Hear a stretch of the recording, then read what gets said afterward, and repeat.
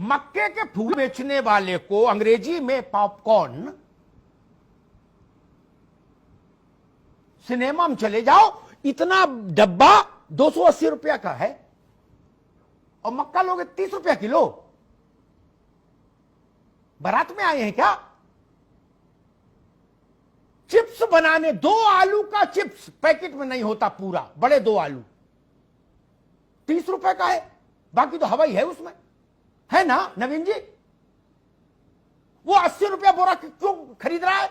क्यों उसको उपलब्ध हो?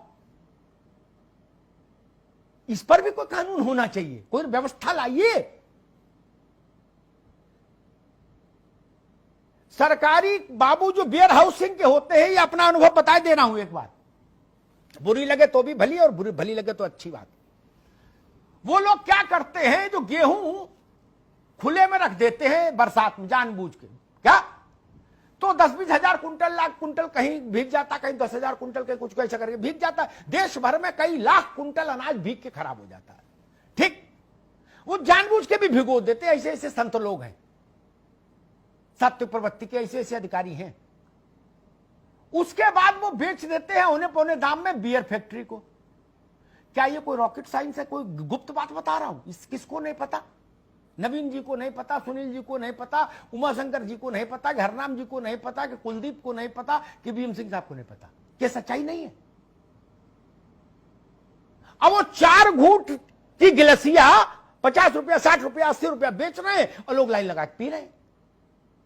और जिसने जौ उपजाई उसके घर के बर्तन बिके जा रहे हैं। और हम सब लोग कह रहे नारा लगाओ, सब ठीक है। कैसे के नारा लगा दूं ना? मेरा तर्क ये है, इसका तो उत्तर कोई दे। पेप्सी जब चिप्स बना के बेचती है तो वो फर्रुखाबाद, मैनपुरी और आगरा के आदमी को, आलू उत्पादक को क्या दाम देती है? कभी पूछा पेप्सी से बुला के कि लूट की कोई सीमा रखोगे कि नहीं, कि सिरिंज लगा के किसान का खून चूस लोगे? उसकी मजबूरी है। जिस दिन हरनाम सिंह के पास इतना पैसा हो जाएगा कि ये पेप्सी जैसा प्लांट लगा ले, उस दिन इनके आलू कोई औने पौने दाम नहीं खरीद पाएगा। लेकिन ना नौमन तेल होगा, ना राधा नाचेगी। पांव में चप्पल आ जाए तो किसान मानता है मेरी तरक्की हो गई। ये देश वहां खड़ा है 75 साल की आजादी के बाद। बाकी सारी बातें ठीक है किताबों में। किसान की स्थिति को लेकर मुझे बड़ी पीड़ा होती।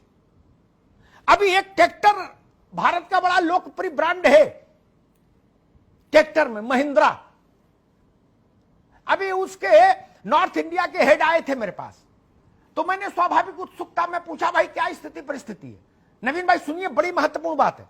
उन्होंने कहा कि भाई साहब, कोरोना में सबकी डिमांड घट गई, केवल ट्रैक्टर की डिमांड इतनी हो गई कि हम सप्लाई नहीं कर पाए। कोरोना में अगर कोई जागृत रहा है, संसद सो गई, विधानसभा सो गई, मंदिर बंद हो गए, मस्जिद बंद हो गई, स्कूल बंद हो गए, व्यापार बंद हो गए, केवल जागृत रहा है किसी देवता की तरह तो खेत रहा है, किसान रहा है। मेरी आंख भर आती है। ये जागृत देव है भारत का खेत, किसान, भारत का खेत।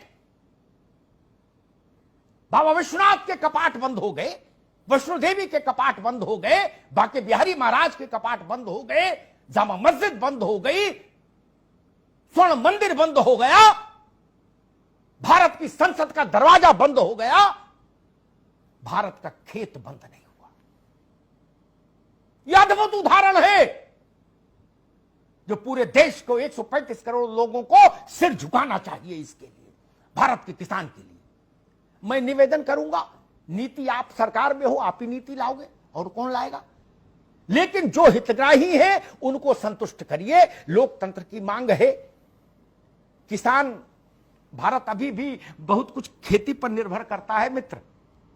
एक मानसून बिगड़ जाता है तो निफ्टी और सेंसेक्स सबके बावजूद भारत की अर्थव्यवस्था हाँपने लगती है।